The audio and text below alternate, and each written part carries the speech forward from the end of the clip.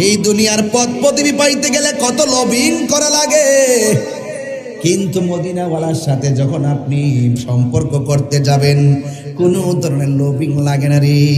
শুধুমাত্র ভৈরবের ভাঙ্গা করে বৈশা, আজকে তো শুক্রবার গেছে, আমার মুরিদান গ্রুপের মধ্যে আজকে আমি একটা মেসেজ করছিলাম, যারা প্রতি শুক্রবার বাদ আসরের নামাজের পর কেউ যদি দরুদ শরীফ একটা আছে 80 বার পরে, জোরে কোন কয়বার, এই দরুদ শরীফটা যদি 80 বার পরে আল্লাহ রাব্বুল আলামিন তার 80 বছরের গুনাহ মাফ করে দিবি।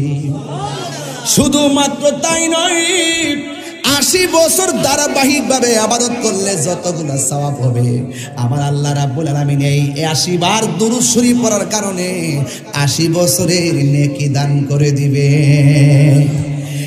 আজকে আমার মুরিদানকে সবক দিছিলাম এটা। এই জন্য আমার যুবক ভাইয়েরা এখন প্রশ্ন করবেন দরুদ শরীফটা কি? আমার নবী আপনার নবী বলেন আল্লাহুম্মা সাল্লি আলা মুহাম্মাদিন নাবিয়্যিল উম্মি ওয়া আলিহি ওয়া সাহবিহি ওয়া বারাকা ওয়া সাল্লিম।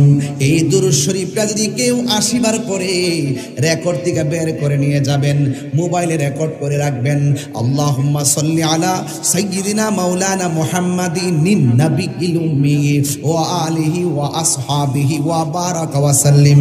এই দরুদ শরীফটা যদি কেউ শুক্রবার আসরের নামাজের পর 80 বার পড়ে আল্লাহ রাব্বুল আলামিন তার 80 বছরের গুনাহ মাফ করে দেয়।